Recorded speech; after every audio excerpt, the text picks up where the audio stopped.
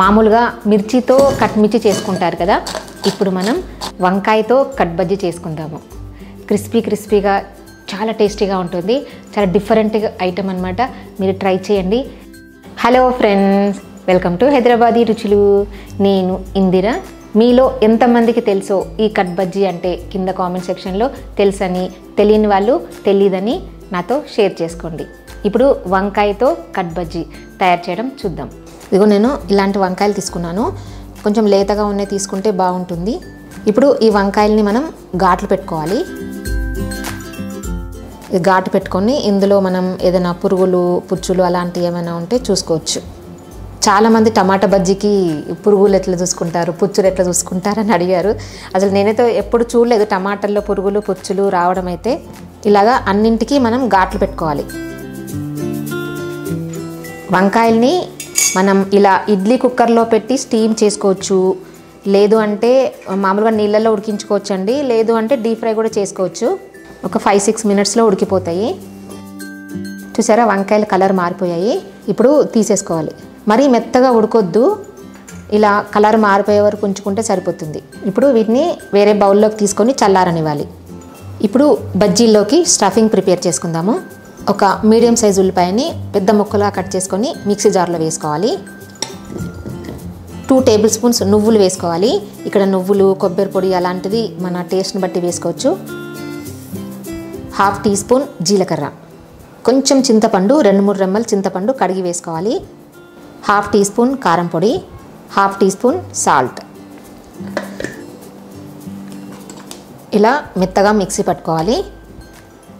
ఇప్పుడు దీన్ని ఒక బౌల్లోకి తీసి పెట్టుకోవాలి. ఇప్పుడు బజ్జీలు చేయడానికి బ్యాటర్ కలుపుకుందాము.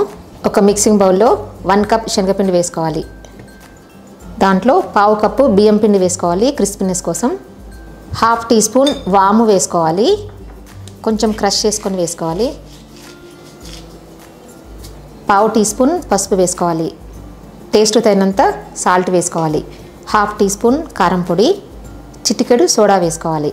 వీటన్నిటిని బాగా మిక్స్ చేసుకోవాలి. టేస్ట్ కూడా చూసుకోవచ్చు, సాల్ట్ కానీ కారం కానీ కావాలనుకుంటే యాడ్ చేసుకోవచ్చు. కొన్ని నీళ్ళు వేసుకుంటూ కొంచెం దోశ పిండి కన్నా కొంచెం గట్టిగా కలుపుకోవాలి. బ్యాటర్ చూసుకుంటూ కలుపుకోవాలి. సాల్ట్ సరి చూసుకోండి. మనం ప్రిపేర్ చేసి పెట్టుకున్న స్టఫింగ్ని ఈ వంకాయల్లో స్టఫ్ చేసుకుందాము. ఇదిగోండి మనం ఉడికించుకున్నాం కదా, ఈ వంకాయలు చల్లారిన తర్వాత దీంట్లో ఇలా స్టఫ్ చేసుకోవాలి. ఇలా అన్నింటినీ స్టఫ్ చేసుకున్న తర్వాత వీటిని బ్యాటర్లో ముంచుకొని బజ్జీలు వేసుకుందాము. పిండి మరీ పల్చగా కలపొద్దు, మనకి వంకాయకి పట్టేలాగా ఉండాలి.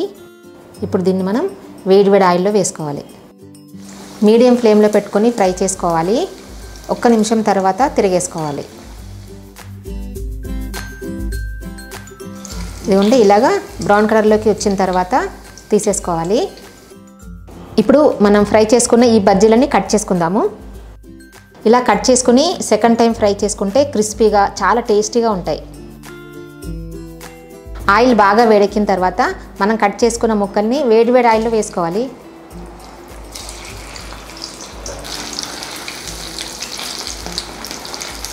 క్రిస్పీగా అయ్యే వరకు వేయించుకోవాలి. తొందరగానే క్రిస్పీగా అయిపోతాయండి ఇవి. ఇదిగోండి చూస్తుంటేనే తెలుస్తుంది కదా క్రిస్పీగా ఉన్నట్టు. ఇప్పుడు ఆయిల్లోంచి తీసేసుకోవాలి. బజ్జీ వేడివేడిగా ఉన్నప్పుడే కొంచెం చాట్ మసాలా వేసుకుందాము. పైన చల్లుకోవాలి ఇలాగా.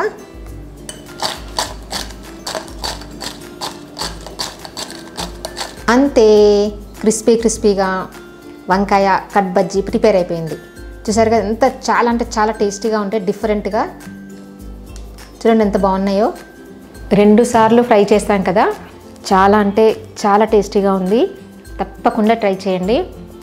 ఒక టేస్ట్ చూద్దాము.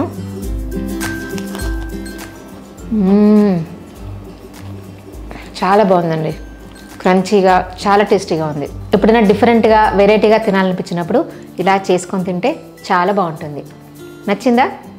నచ్చిందనే అనుకుంటున్నాను. ఈ వీడియో నచ్చినట్టయితే కింద లైక్ బటన్ కనిపిస్తుంది కదా, ప్రెస్ చేసి ఫ్రెండ్స్ అందరికీ షేర్ చేయండి. సజెషన్స్ ఏమైనా చెప్పాలనుకుంటే కామెంట్ సెక్షన్లో కామెంట్ పెట్టండి.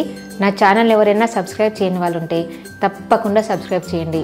కొత్త వీడియో నోటిఫికేషన్స్ కోసం పక్కనున్న బెల్ బటన్ క్లిక్ చేయడం అస్సలు మర్చిపోవద్దు. Thank you for watching.